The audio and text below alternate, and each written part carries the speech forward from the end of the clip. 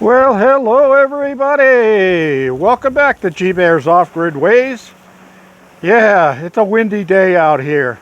I've actually got my wind-resistant microphone on. I hope it's working for all of you because look at that turbine spin up there. Yeah, I know it looks like it's not moving at all, but that thing is humming like a jet engine right now. But you see the blades moving slower because the video is in 60 frames per second, so for every second that turbine up there is spinning 100 times and it makes it look like it's only once. So anyway, got some clouds in the sky. It's starting to get cold right now. I fed the dogs early so I could get out here and do a quick video. I want to mention to you people out there who grow fruit trees that this is the time of year to fertilize, and apple and pear trees, it's time for pruning them. It's a little early for other fruit trees like any of the rock pit type trees, peaches, plums, what do they call those other ones? Apricots. Yeah, you know what I'm talking about. Anyway, but apples and pears right now is pruning time.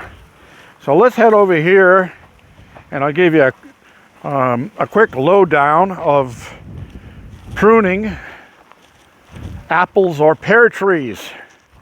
And in my instance, my pear tree is also an apple tree because I graft them. Remember? That's right. So, it's cold outside. Anyway, this is my pear tree, and this is ready for grafting. Not grafting, pruning. I wouldn't want to graft in this temperatures. It would hurt the tree. So anyway, this main part of the tree, the lighter colored bark, that's pear. This tree over here is quince. Quince makes a good rootstock for a pear tree. So I let that grow because my pear tree wasn't getting enough leaves on it for the photosynthesis to take place and produce fruit. So I let the quince grow to produce more leaves so that the whole system is benefits for it or by it. So anyway, these are my apple grafts right here, and the sun has worn off the tag on here, but I did find this one at Home Depot that I could stick on here saying Fuji apple, because that is a Fuji apple graft. I got that from my friend Andy. This one up here is a Gala apple. I call them like Sharon apple, and that one's all worn off too. I'll have to re-tag it because I don't have a Gala apple tag like that one. But whenever I go into Home Depot after the fruit trees have sold in the springtime, if I see tags like that laying on the ground, I always pick them up. And when I get to the register, I say, I cleaned these up out of the aisle for you. If you don't mind, I'll keep them. And they always say, yeah, go ahead, take them. And I save them for my grafts so I can tag my grafts. So anyway, pruning. First of all, you want to prune everything so that it takes a goblet shape. So you want the center of the tree clear so air can flow, and you don't want branches crisscrossing each other because when the wind blows, they'll wear each other together, and they'll cause entrance areas for disease and insects and stuff like that. Now you can see here where this branch has some wear on it right there because there used to be a branch that this was rubbing against.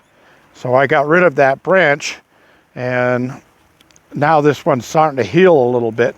But yeah, you can see I've got some buds already starting to show up on this, so it's time for this to get pruned. There's buds showing up on the apple grafts too. I'm sorry that this thing keeps going foggy as I put my hand in front, I'll have to check my settings again. I don't know how they would have gotten changed. But, okay, branches like this. See how it's crisscrossing this branch? In the wind, these can get rubbing together and cause a problem. So this one I would prune off. This one, it's running up through the center of the tree. Not needed. I'll cut that off. You want air to circulate through the tree.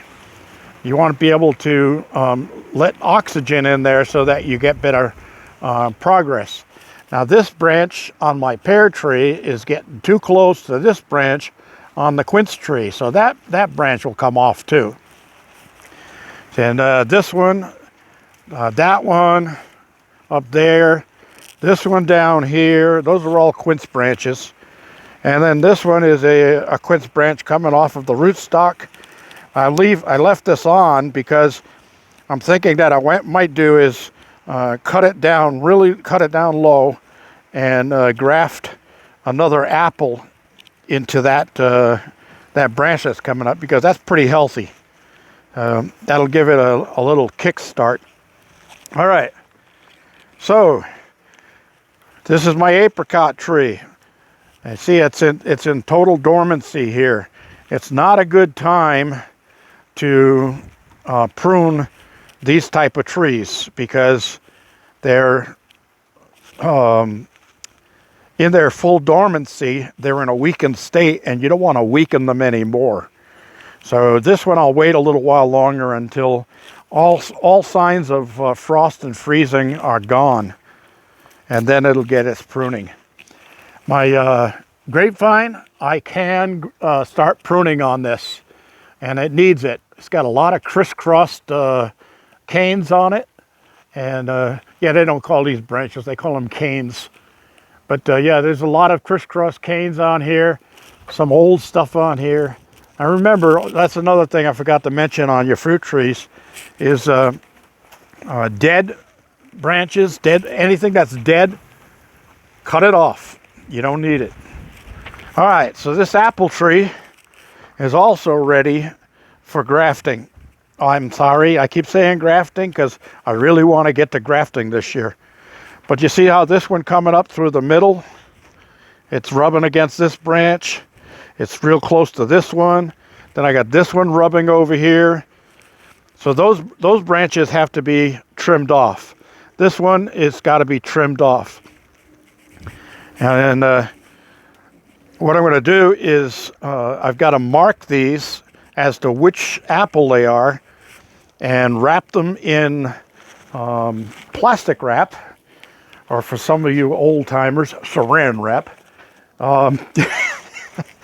Yeah, you got to wrap them in plastic wrap, and then you can keep them in the refrigerator for like up to 6 months.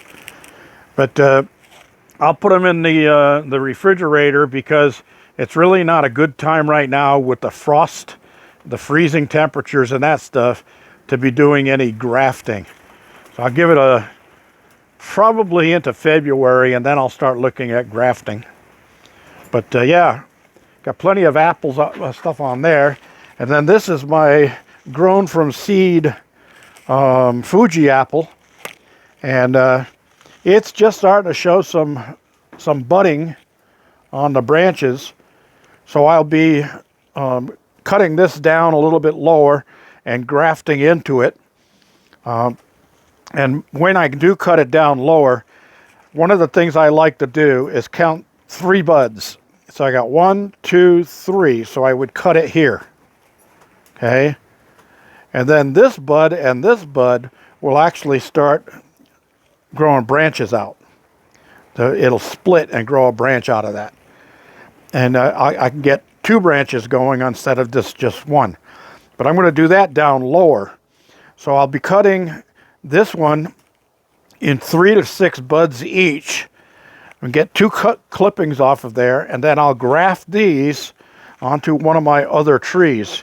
Maybe even this air layered quince rootstock right here. I'll just move that over. It's about the same size as that branch, so I could do a full branch graft on that, and it might take off and be real happy about that. So I could do it on that one and this one, and then I'll have 2 good apple growths coming off of it. But what I'd rather do is, because I don't really need quince growing, but I'm going to let it go for a while to get the leaves that I need for photosynthesis, is I'm going to end up bark grafting, doing a T-bark graft in the side of the main trunk, and all those little branches down low will all come off, and it'll send the energy right to that really low cut T-bark graft, and it should take very quickly and start producing already, or starting to put leaves and branches out this spring. So everything else in here, I got buds starting to show up on my fig tree, or my BVD tree. BVD tree. Who wears fig leaves anymore? Oh man, they're just getting away. Just go without them. All right, so I'll be coming out, and you can see my tomatoes are all starting to turn yellow on here. So they're still surviving even with the cold, but the plants have died, so they're going to start turning color. And once they get the slightest bit of color to them like this, then I can take them in and even window ripen them on the windowsill. All right, so everybody, that's about it. My rosemary bush here is doing really well, and I think I might have to do an air layer on that for my neighbor. She wants a rosemary bush on hers, on her growing section. So, all right. Other than that, everything else is out.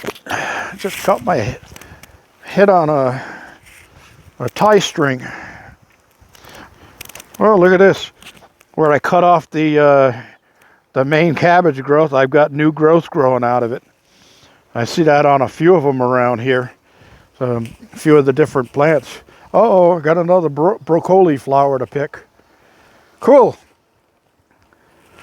That's it, everybody. And I do want to say, too, is I mentioned that I got that great deal on chicken quarters. I got that at Wally World. And I paid $7 and change for 10 pounds of chicken quarters. And I got like 20 something legs and thighs out of that package. I separated them all out, and the really large ones I put one in a bag, a freezer bag, and then the smaller ones I put 2 to 3 in a freezer bag. And I'll be eating those for a while. But I had one last night on the barbecue, and let me tell you, that was the best chicken I've had in 3 years. It was absolutely delicious. And I don't think it was anything to do with the way it was cooked or seasoned or anything like that. But I think it was where the chicken came from.